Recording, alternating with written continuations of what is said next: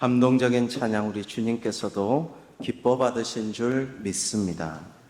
사랑하는 성도 여러분, 오늘도 하나님께서 주신 은혜와 그리고 자유와 주님 다시 베푸신 빛이 우리 가운데 충만하기를 주님의 이름으로 축복합니다. 엊그제는 광복 80주년 광복절이었죠.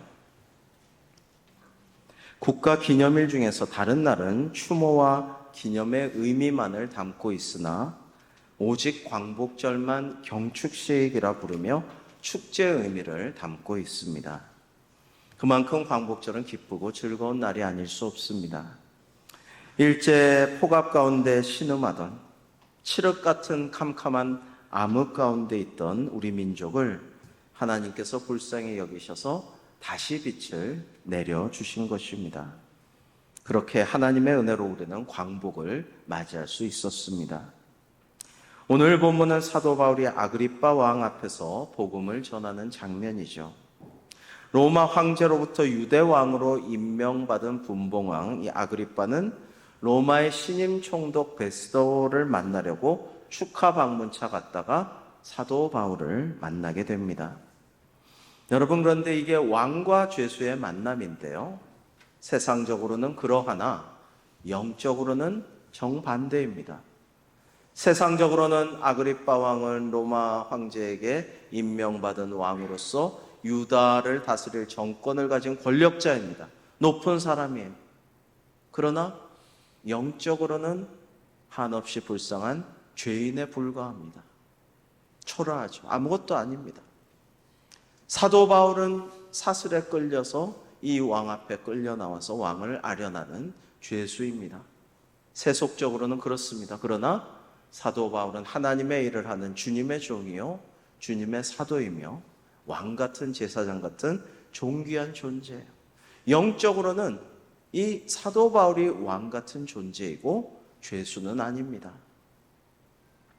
여러분, 이렇게 대조적인 두 사람이 만났을 때에 사도 바울은 왕에게 담대하게 증거합니다. 부활의 첫 열매이신 주님께서 어두운 세상에 빛을 전하실 것이라고 말입니다. 오늘 본문 한번 교독해 보겠습니다. 유대인들이 성전에서 나를 잡아 죽이려고 하였으나 하나님의 도우심을 받아 내가 오늘까지 서서 높고 낮은 사람 앞에서 증언하는 것은 선지자들과 모세가 반드시 되리라고 말한 것밖에 없습니다. 함께 곧 그리스도가 고난을 받으실 것과 죽은 자 가운데서 먼저 다시 살아나사 이스라엘과 이방인들에게 빛을 전하시리라 함이니이다 하니라. 아멘. 자, 이렇게 전도하자 아그리빠 왕은 바울에게 네가 적은 말로 나를 전도하려고 하는구나, 나를 그리스도인 만들려고 한다라면서 타박하죠. 바울의 말을 이해하지 못했던 이방인 베스도 총독과는 달리 이 아그리빠 왕은 바울이 무슨 얘기를 하는지 이해했습니다. 그러나 예수 그리스도를 구주로 인정하려 들지는 않았습니다. 아그리빠는 만일 바울이 황제에게 호소하지 않았다면, 로마에 상고하지 않았다면 그를 석방했을 텐데 라며 아쉬워합니다. 그러나 이런 것들은 다 인간적인 생각에 불과한 것입니다. 하나님의 뜻은 다른 데 있었기 때문이죠. 사도 바울은 어떤 박해에도 불구하고 목숨을 걸고 예수 그리스도의 고난과 십자가의 증인이 되어서 주님의 부활을 세상에 전하려고 합니다. 주님께서 암흑 속에 죽어가는 이스라엘뿐 아니라 모든 이방인들에게도 믿는 자마다 구원의 빛을 던져주실 것이라는 것을 전파하려 합니다. 부활의 첫 열매이신 예수님께서 다시 살아나셔서 모든 믿는 자들의 산 소망이, 희망의 빛이 되어주신다라는 것을 전하겠다라는 것입니다. 그것이 죄인 중에 괴수로 자신을 자칭했던, 죽을 수밖에 없던 죄인이었던 그가 죄와 사망의 권세에서 놓여나 진정한 자유와 해방을 맛본 자로서 값없이 주신 하나님의 은혜에 보답하여서 해야 할 사명이었던 것입니다. 눈멀었던 그가 다시 참빛을 보게 되었고 생명을 구원하는 존귀한 사역을 하게 되었기에 어떠한 박해가 오고 시련이 닥칠지라도 온 세상에 하나님의 은혜와 구원의 그 섭리를 전해야겠다라는 것입니다. 그러므로 바울은 자신이 내가 이렇게 결박된 거, 묶여있는 거 외에는 모든 사람이 저같이 되기를 원합니다라고 담대하게 말씀드리게 됩니다. 여러분, 구원은요, 즉 하나님의 심판을 면할 수 있는 것은, 그래서 멸망하지 않고 죽지 않고 지옥에 가지 않을 수 있는 것은 이 땅에 의인이 얼마나 있느냐 없느냐에 달려 있습니다. 왜냐하면 아담과 하와 이래로 모든 인간들은 죄인이죠. 원죄를 지닌 죄인이고, 아담과 하와의 첫 번째 소생 장남 가인부터 많은 악인들이 지금까지 계속 있어 왔기 때문입니다. 그러니까 죄인과 악인들은 세상에 차고 넘칩니다. 그건 어쩔 수 없어요. 그런데 문제는 과연 하나님께서 그를 보고 모두를 용서해 주실 만한 의인이 이 땅에 있느냐 없느냐 얼마나 되느냐, 그게 문제라는 것입니다. 일찍이 죄악으로 인해 하나님의 노여움을 사 멸망을 앞둔 소돔을 구하기 위해서 아브라함은 간절히 하나님께 간청했고, 하나님께서는 번번이 아브라함의 간청을 들어주시겠노라고 약속하셨습니다. 여러분, 창세기 18장 일부 한번 교독해 보겠습니다. 여호와께서 이르시되 내가 만일 소돔 성읍 가운데에서 의인 50명을 찾으면 그들을 위하여 온 지역을 용서하리라. 아브라함이 대답하여 이르되 나는 티끌이나 재와 같사오나 감히 주께 나르다. 함께 50의인 중에 5명이 부족하다면 그 5명이 부족함으로 말미암아 온 성읍을 멸하시나이까. 이르시되 내가 거기서 45명을 찾으면 멸하지 아니하리라. 놀랍게도 아브라함은 하나님과 흥정 아닌 흥정을 하고 있습니다. 요거 조금만 더 깎아줘요. 조금만 더 디스카운트 해줘요.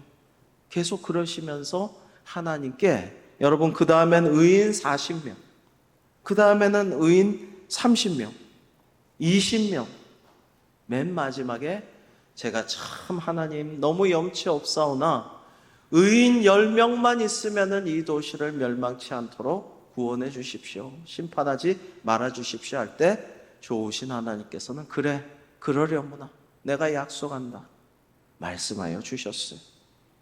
그러나 우리가 알듯이 다 아시다시피 안타깝게도 의인 10명, 딱 10명이 없어서 소돔은 멸망하고 말았죠. 오늘날 죄악이 관영한 우리 사회에는 의인이 얼마나 있을까요? 우리 안양시에는 정말 하나님 기뻐하시고 인정하실 만한 의인이 몇 명이나 있을까요? 과거에는 우리나라의 한민족의 의인이 과연 얼마나 있었을까요? 올해 80주년 광복절을 경축하는 전야제 제목이 대한이 살았다 였습니다. 대한이 살았다가 어디서 나온 말일까 찾아보았더니 100년이 넘은 노래가사 제목이었습니다. 이 노래가 어떻게 지어졌고 시작되었는지 또 살펴보았더니 전에 애국지사 고 심영식 씨의 아들 문수일 씨께서 TV에 나와 설명을 해 주셨습니다. 여러분, 심영식 지사는, 애국지사의 이름은 남자 이름 같지만 여성입니다. 세례명도 심명철, 남자 이름 같지만 여성이죠. 이 고 심영식 지사 또는 심명철 지사는 1919년 3.1운동을 주도하여 투옥이 되었습니다. 좀 이따 보여주시죠.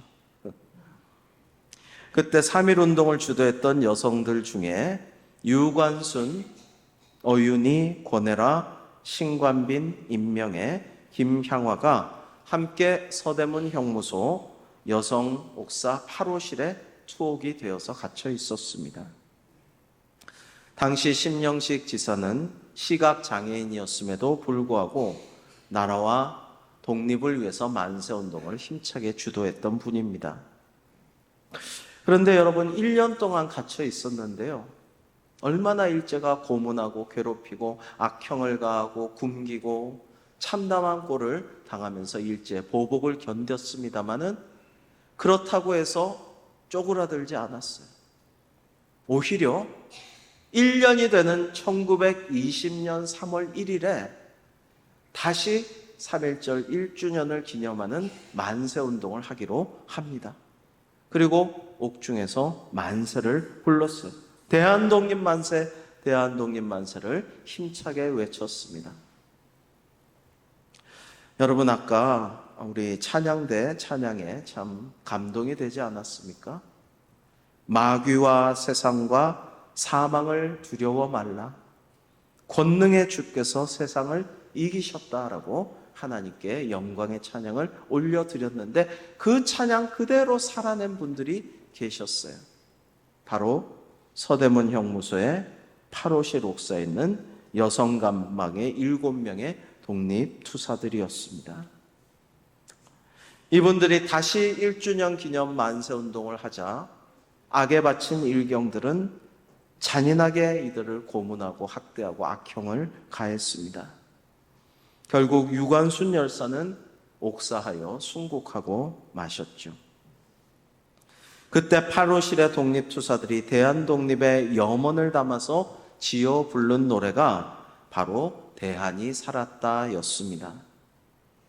해방 후 이 노래는 시간이 지나면서 잊혀졌는데 고 심영식 지사가 살아생전 이 노래를 자주 흥겹게 읊조리고 흥얼거리는 것을 아드님 문수일 씨가 기억하여 가사를 적어 두었다가 음률은 멜로디는 잊어버렸지만 그 가사를 남겨두었다가 어머니 작고하시고 수십 년이 지난 광복절이 다가오는 어느 날 한 음악가가 이 노래의 존재를 알고 남겨진 가사에 곡을 붙여서 100년도 넘은 8호실 여옥사에서 7인의 여성 독립투사들이 지어서 불렀던 대한이 살았다라는 노래가 부활하였습니다.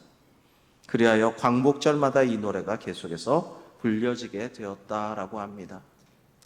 여러분 음원도 있고 다 이렇게 노래를 들을 수 있지만 작곡가가 새로 노래를 붙인 것이기 때문에 꼭 그 노래는 아닌 것이죠.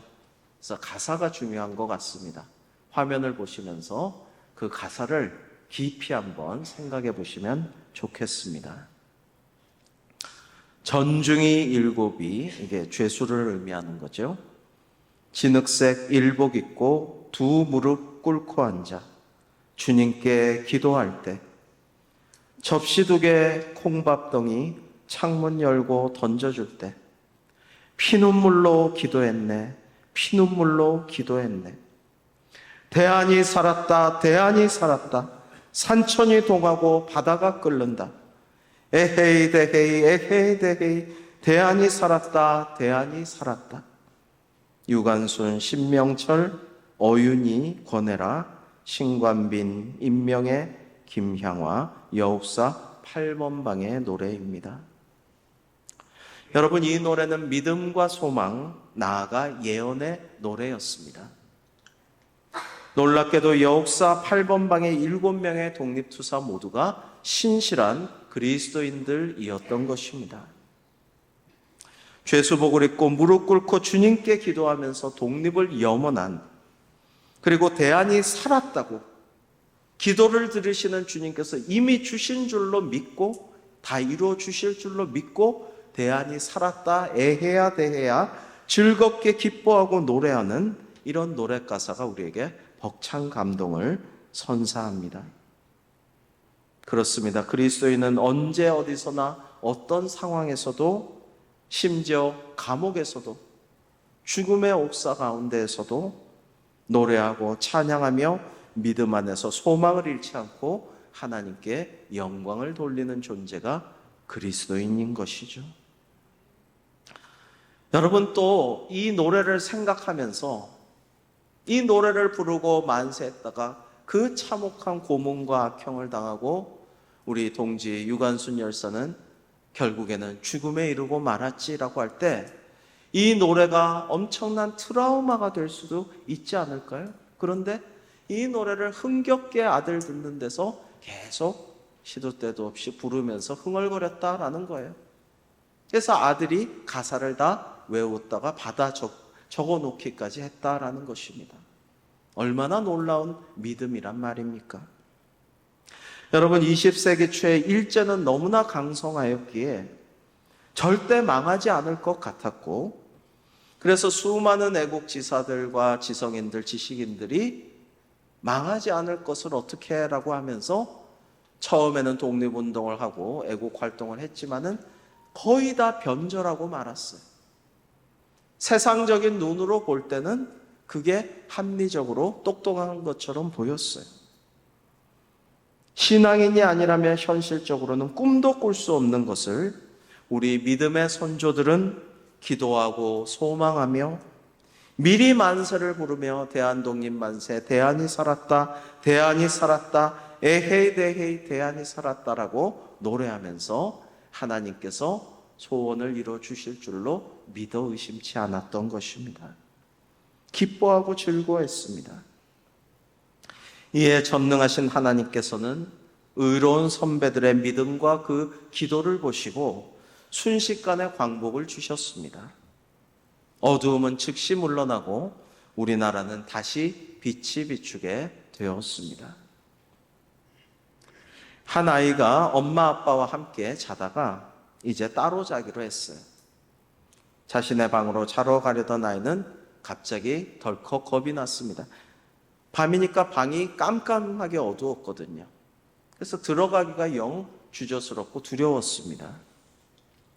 그때 뒤에서 아빠가 한마디 합니다. 얘, 문 옆에 스위치 켜면 불이 들어올 거야. 불을 켜. 아이는 떨리는 손으로 문지방 옆에 있는 스위치를 누르자 즉시 환한 빛이 들어왔습니다. 그러자 아이는 환하게 웃었습니다. 아빠, 불이 너무나 빨리 켜지네요. 어둠을 이기는 빛의 속도가 번개보다도 빠르네요.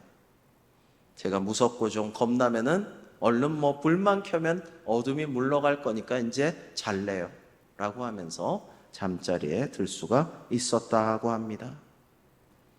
그렇습니다. 빛은 어둠과 싸우지 않습니다. 그저 빛이 나타나면 어둠은 쏜살같이 사라질 수밖에 없죠. 우리가 예수님의 부활을 믿으면 주님의 빛이, 주님의 사랑의 빛, 구원의 빛, 우리를 자유케 하고 암흑으로부터 해방시켜 주시는 주님의 그 구원의 빛이 우리 마음속에 있는 모든 어두움 몰아내고 우리 모든 사회에도 빛을 다시 내려주실 줄로 믿습니다. 여러분, 우리 대한민국에는 하나님을 믿는 의인들이 있었던 것입니다. 8호실 한 방에만도 하나님을 믿는 신실하고 의로운 애국지사가 7명이 있었던 것이죠. 하나님께서 그런 분들을 보시고 우리 민족을 구원해 주셨습니다. 많은 사람들이 신사참배를 했습니다. 아니, 거의 대부분의 사람들이 신사참배를 하고 천왕이 있다고 하는 동쪽을 바라보고 동성요배를 했습니다. 천주교는 아예 국민의례로 생각해라 라고 하면서 당시 독일과 이탈리아와 일본이 다 친했기 때문에 함께 전쟁을 했기 때문에 다 천황하게 하는 거 그냥 국민의례니까 해라 이렇게 말하면서 그냥 장려하였습니다.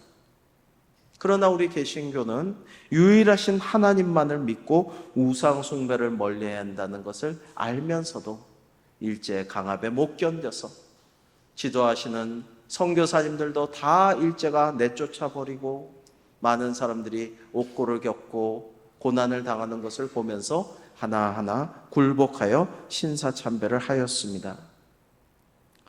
그러나 남아있던 자들이 있었어요. 믿음의 의인들이 끝까지 신사참배를 거부하고 목숨을 걸고 신앙의 지조를 지켰습니다.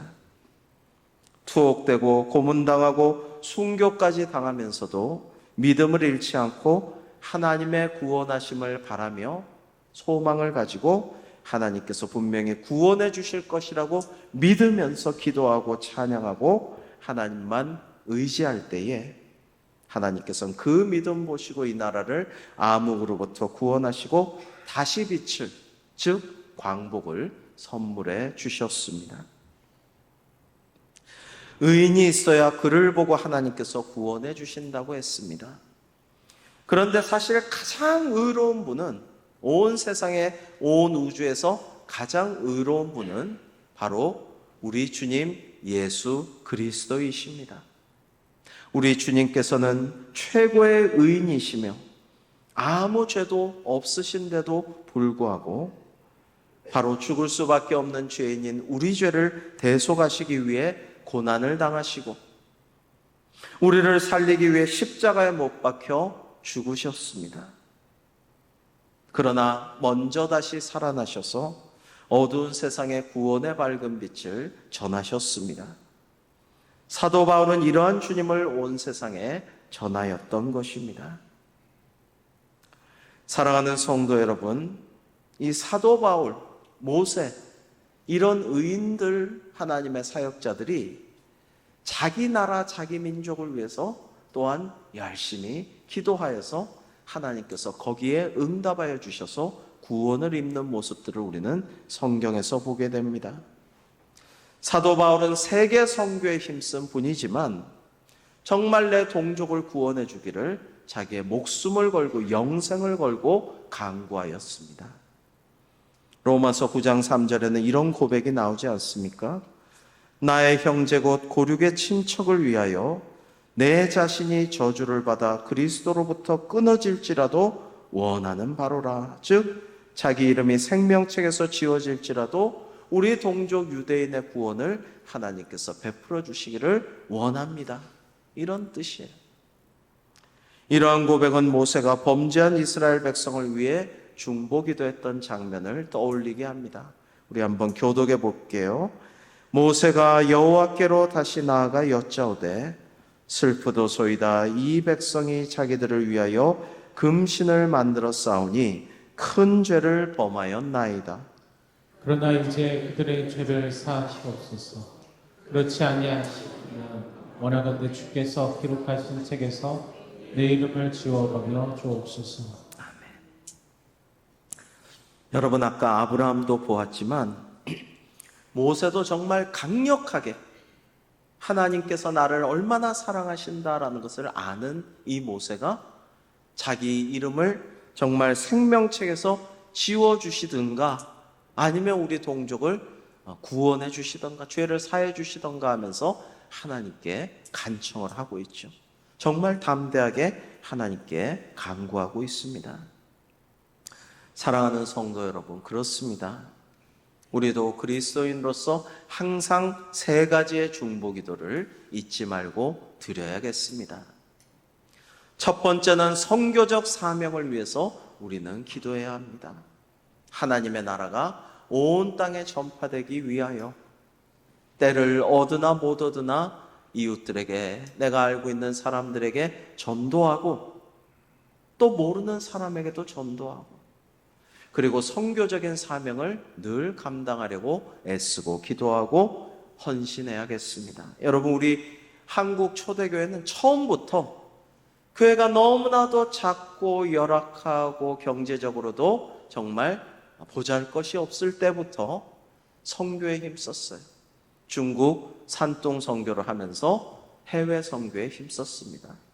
왜냐하면 이게 주님의 뜻임을, 하나님께서 원하시는 지상명령임을 알았기 때문입니다. 두 번째로는 교회를 위해서 중보기도를 우리는 늘 마땅히 해야겠죠. 주님의 몸된 교회, 나를 구원하시고 어머니처럼 영적으로 양육해 주시는 이 교회를 위해서 늘 중보기도를 우리는 해야만 합니다. 세 번째는 나라와 민족을 위해서 중보기도를 마땅히 우리는 해야겠습니다. 여러분, 일제가 너무나도 잔인하게 폭압을 일삼을 때에 견디다 못한 우리 많은 백성들이 만주로, 북간도로, 명동으로, 러시아로, 멕시코로, 하와이로 수많은 곳으로 전 세계로 망명을 가서 살았죠.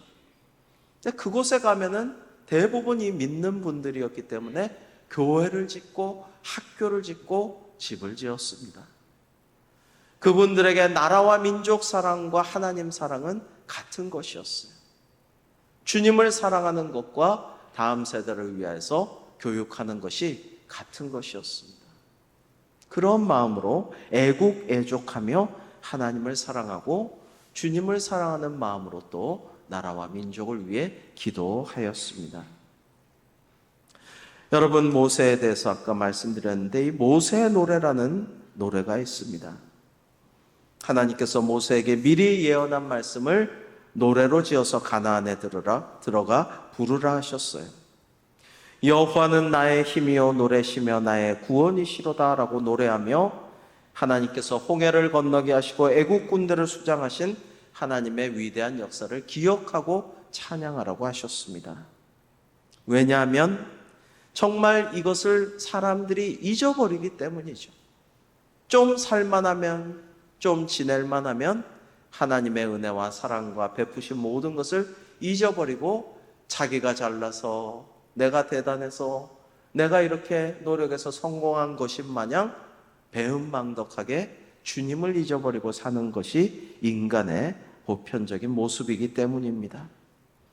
신명기 31장 20절에 보면 그들이 먹고 배부르고 살찌면 돌이켜 다른 신을 섬기며 하나님을 멸시하여 하나님의 언약을 어기게 될 것이다. 그들이 환난을 당할 때 이 노래를 부르면서 노래가 증인이 되게 하라 라고 하십니다. 즉 역사적 교훈을 되새기고 하나님의 은혜를 결코 잊지 말고 기념하라 라는 것이에요. 우리 순국 선열들에 대해서도 마찬가지예요. 믿음의 선조들, 믿음의 선배들에 대해서도 마찬가지예요. 수많은 순교자들이 계셨습니다.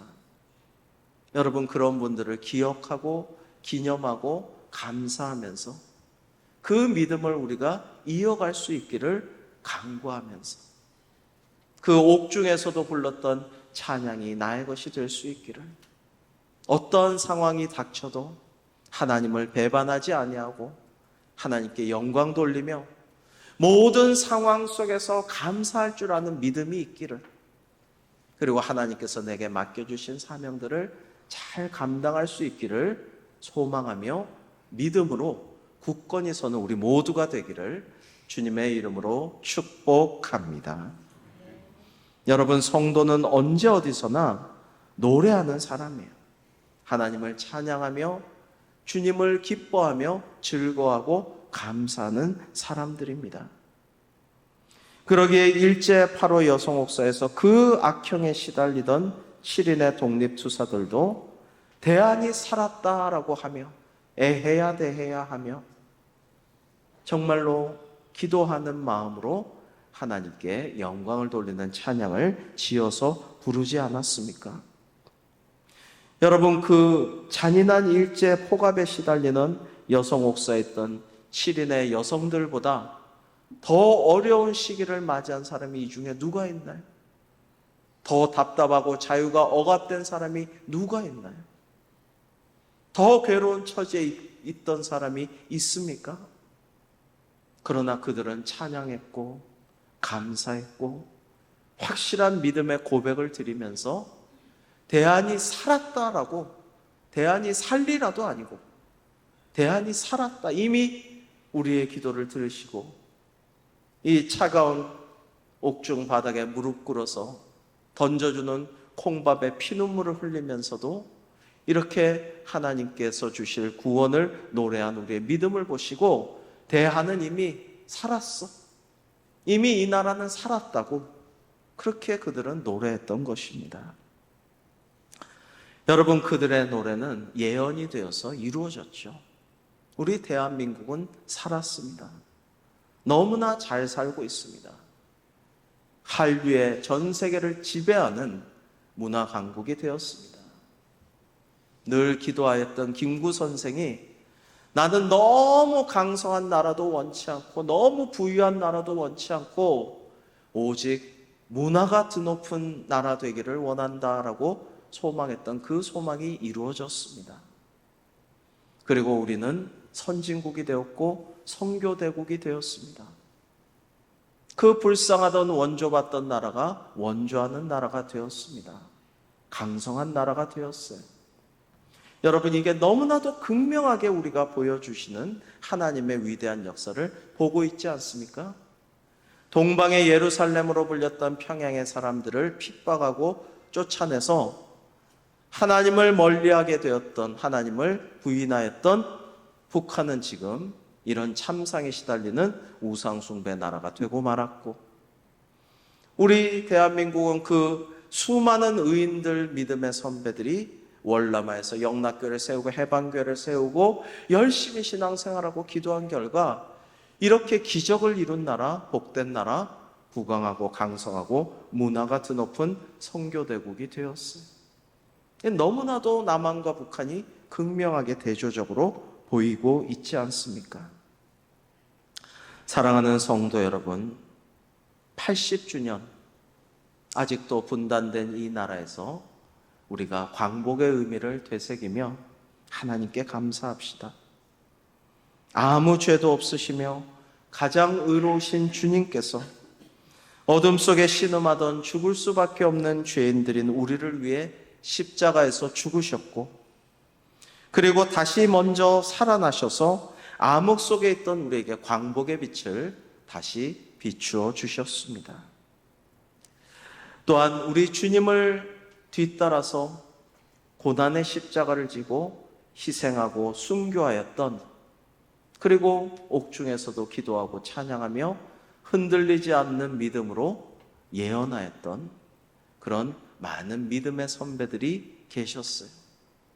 우리가 주님을 생각하고 또 주님을 닮은 믿음의 선조들을 기억하고 기념하면서 어떤 일이 닥쳐도 하나님을 결코 배반하지 아니하고 하나님만을 믿는 굳센 믿음으로 세상과 모든 죄악에 맞서 싸워 승리하는 하나님의 큰 빛인 대광교회가 되기를 주님의 이름으로 축복합니다. 기도하겠습니다. 하나님 아버지, 저희들도 믿음의 선배들의 기도와 찬양과 희생을 잊지 말고 기념하는 동시에 하나님께서 세우시고 다시 빛을 주신 이 나라 이 민족이 또다시 고통과 아픔 속에 신음하지 않도록 기도를 계속하게 하여 주옵소서.